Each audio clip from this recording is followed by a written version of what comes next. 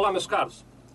Nós vamos agora conversar a respeito da diferença de tributação que existe para fins de contribuição social sobre o lucro líquido nas empresas que optam pelo lucro real em relação àquelas empresas que optam pelo lucro presumido.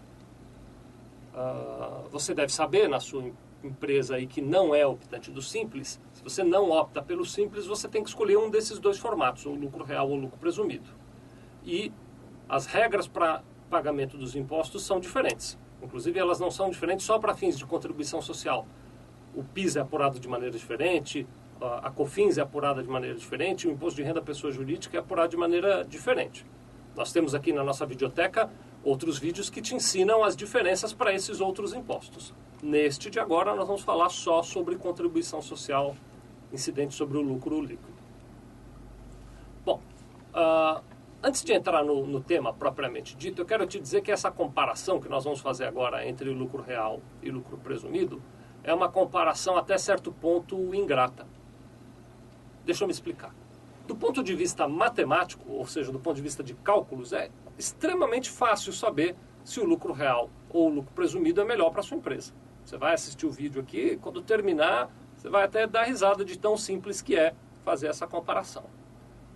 A coisa que dificulta, né, e ali o ponto de dificuldade que a gente encontra mesmo, é o fato de que nós temos que fazer essa definição, essa opção entre lucro real ou lucro presumido, em janeiro de cada ano, sendo que essa opção vale para todo o ano seguinte, né? Então eu faço, por exemplo, a opção em janeiro de 2010 e a minha tributação naquele formato que eu optei será válida para todo o ano de 2010. Conforme nós fomos avançando na conversa, você vai perceber que existem determinados itens que são variáveis e que você não consegue prever com exatidão qual vai ser o desempenho desses itens ao longo de 2010, por exemplo, ao longo daquele ano inteiro. E, portanto, você pode, em janeiro, fazer uma conta matemática que te indique que o lucro real é melhor e esses itens variarem ao longo do ano e, no fim da conta, não ser. É por isso que eu estou dizendo que é um trabalho ingrato. Nós vamos te ajudar nesse trabalho, viu? Você vai receber de nós aqui uma análise detalhada a respeito da nossa opinião, mas essa análise ela faz um exercício quase que de adivinhação, porque ela tenta prever como vai ser o comportamento da sua empresa em 2010 e, como é uma previsão, tudo pode mudar, né? Mas, enfim, deixado de lado esse aspecto da adivinhação, vamos para a questão científica envolvida no cálculo, que aí você vai poder acompanhar com facilidade, que vai permitir que você participe de maneira muito ativa dessa opção entre lucro real e lucro presumido. Então vamos começar do básico aqui. Eu vou mostrar uma tabela para vocês, a primeira das nossas tabelas de hoje, que é uma tabela que indica para você qual é o percentual de incidência da contribuição social. Como o próprio nome diz, a contribuição social incide sobre o lucro líquido da sua empresa, a razão de 9%. Então eu vou lá pegar o lucro líquido da sua empresa e pago 9%.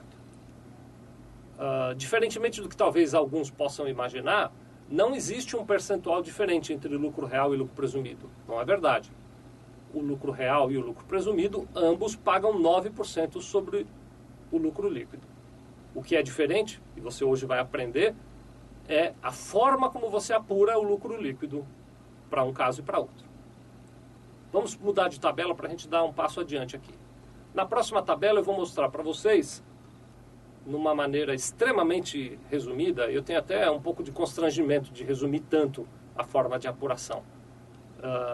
Mas eu estou resumindo muito para mostrar para você como é que se apura o lucro real.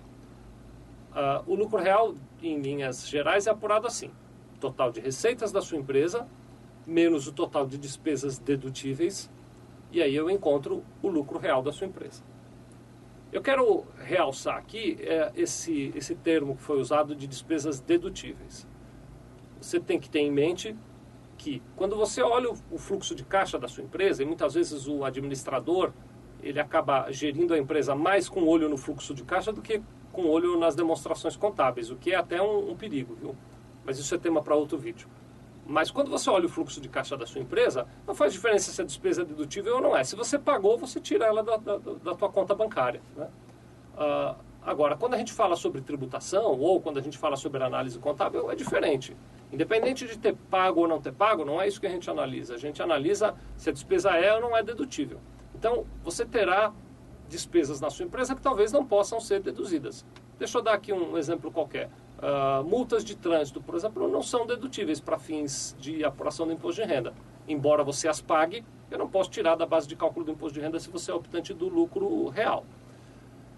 Por isso é que eu estou usando esse nome aí de despesas dedutíveis.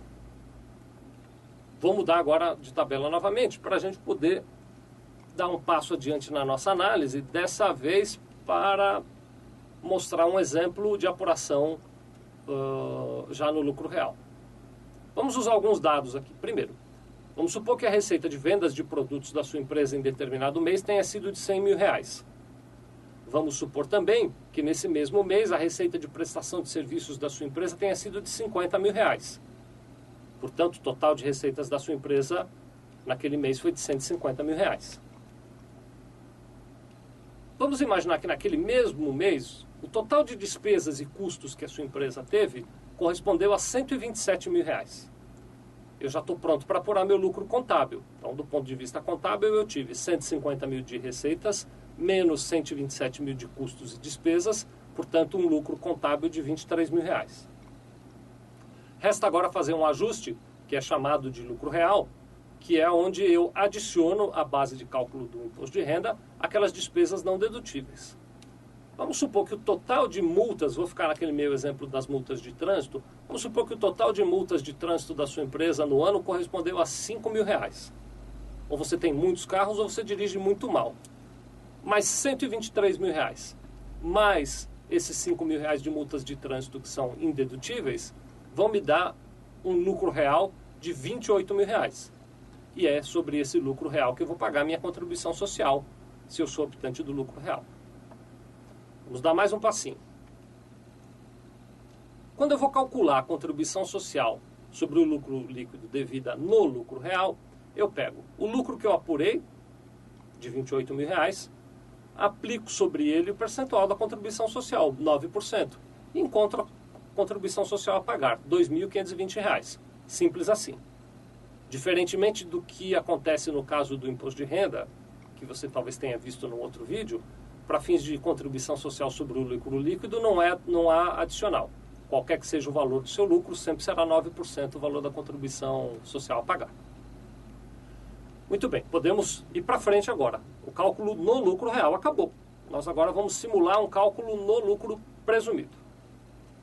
Para fins de cálculo do imposto de renda no lucro presumido, eu abandono aquela fórmula de cálculo de receitas menos despesas para encontrar lucro, jogo aquilo fora. Isso não me dá o direito de deixar de fazer a contabilidade. A legislação impõe que a empresa, mesmo sendo optante do lucro presumido, deve manter a escrituração contábil normal, trocando em miúdos, tem que fazer balanço e tem que ter esses balanços adequadamente escriturados.